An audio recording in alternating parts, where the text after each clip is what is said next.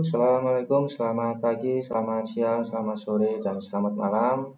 Bertemu kembali dengan saya Abdul Zikri dalam acara Ayo Sinau. Oke, dalam mata kuliah ini yaitu dasar pemrograman web, saya akan menyampaikan tentang PHP dasar ya. Oke, adapun agenda materinya itu ada 8, mulai dari aturan dasar penulisan PHP sampai ke tipe data array. Oke, baik. Dalam penulisan dasar PHP, di mana PHP ini dikenal dengan case sensitif ya, karena ada perbedaan antara penulisan huruf besar dan huruf kecil ya. Jadi PHP tidak membedakan huruf besar dan kecil untuk penamaan function, nama kelas maupun keyword bawaan PHP sendiri ya, seperti echo, while, dan kelas ya. Contohnya itu seperti ini ya, dan hasilnya ya sama seperti ini ya. Ya, meskipun echo-nya ada yang huruf besar atau kecil itu nggak masalah ya. Akan tetapi, PHP itu membedakan huruf besar dan huruf kecil untuk penamaan variabel ya. Sehingga variabelnya itu kita harus benar-benar hati-hati ya dan penamaan huruf besar huruf kecilnya ya.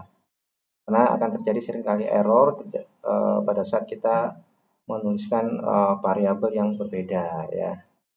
Nah, itu seperti ini. Jadi disarankan untuk menulis variabel itu harus huruf kecil semua sehingga tidak akan terjadi error ya. Nah, itu. Jadi dalam penulisan baris perintah ya atau disingkat dengan perintah echo yang untuk menampilkan teks di layar ya. Ini bisa satu yang lebih rumit dan terdiri dari beberapa baris ya seperti kondisi if ataupun kode perulangan ya. Kemudian di dalam PHP sendiri dalam penulisan PHP itu menggunakan tanda semikolon ya atau titik koma. Kalau tidak ada titik koma maka terjadi error ya kecuali kita dalam menggunakan kondisi if ya. Nah, contoh seperti ini, if itu tidak menggunakan titik koma, tapi kalau ada echo-nya itu wajib menggunakan titik koma ya. Nah, kemudian dalam penulisan komentar itu ada beberapa macam seperti smart, ini mengikuti komentar dari unit cell, kemudian ada lagi yang dari C++ itu menggunakan double to slash ya garis miring. Kemudian kalau untuk yang C itu ada slash bintang dan itu tutup dengan bintang slash yaitu. Kemudian dalam penulisan variabel itu wajib diawali dengan tanda dolar ya, atau bisa diikuti atau menggunakan underscore, tidak boleh spasi ya, kalau spasi nanti tidak akan terbaca variabelnya. Nah, contohnya seperti ini ya. Jadi setelah ada tanda dolar itu langsung diikuti dengan namanya, boleh menggunakan angka, huruf, tapi tidak boleh spasi. Kalau ada spasi itu wajib diikuti dengan underscore, oke?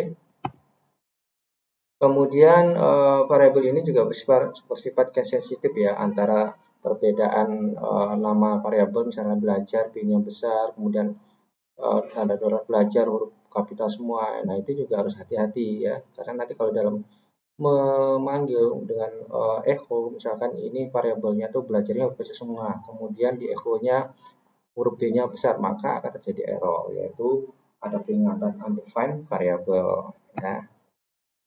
Kemudian memberikan nilai kepada variabel itu disertai dengan tanda sama operator atau sama dengan, contohnya seperti ini ya.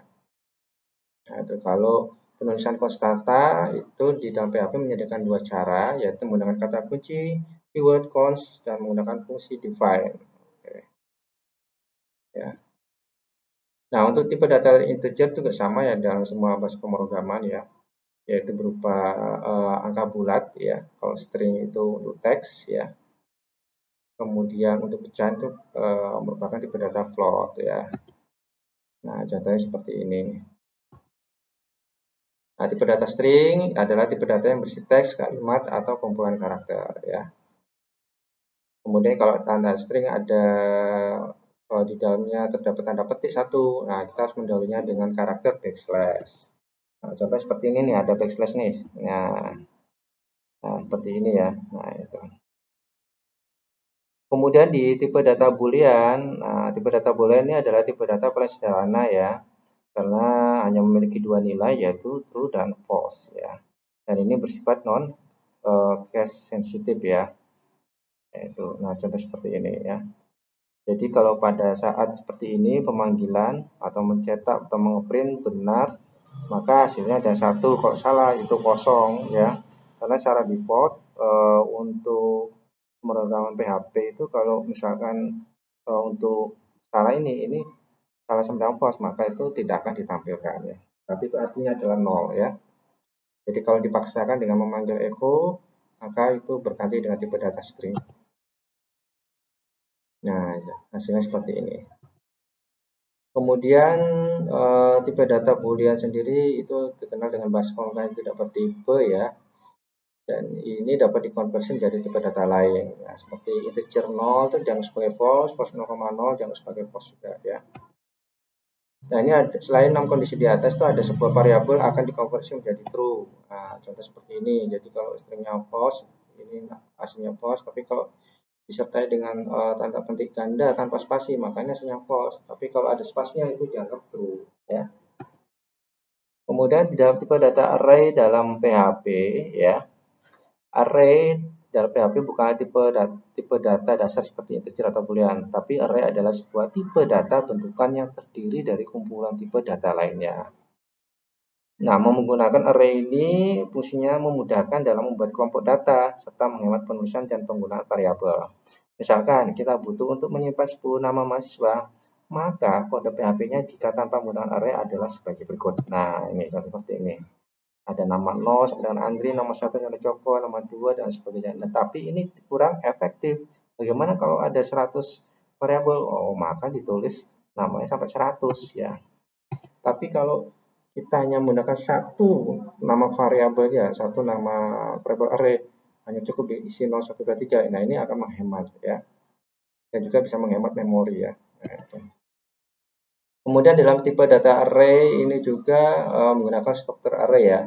Jadi komponen array ini terdiri dari pasangan kunci key dan nilai value, di mana key ini adalah penunjuk posisi di mana value disimpannya. Jadi perhatikan juga bahwa PHP menggunakan tanda panah untuk memberikan nilai kepada key ya. Kemudian rumus penulisan seperti ini dolar, nama variabel, kemudian di dalam kursiku ini ada nama key-nya, pemanggilannya ya. Nah, seperti ini contohnya. Jadi ini nama variabelnya, dari jenis ID-nya. Kemudian pada saat pemanggilan, itu kita menyatakan angkanya aja bahwa angka 1 ini adalah Andri. Nah, ini yang tipe penulisan yang lainnya ya. Jadi kita tidak usah menulis angka 1, 2, 3, tapi secara defaultnya seperti ini. Ini Andri dianggap sebagai urutan yang ke 0. 0, Joko 1, Sukma 2, Rina 3, Sari 4. Nah, ya. Oke, itu aja yang bisa saya sampaikan. Semoga bisa dapat dipahami. Sekian dari saya. Terima kasih. Assalamualaikum warahmatullahi wabarakatuh.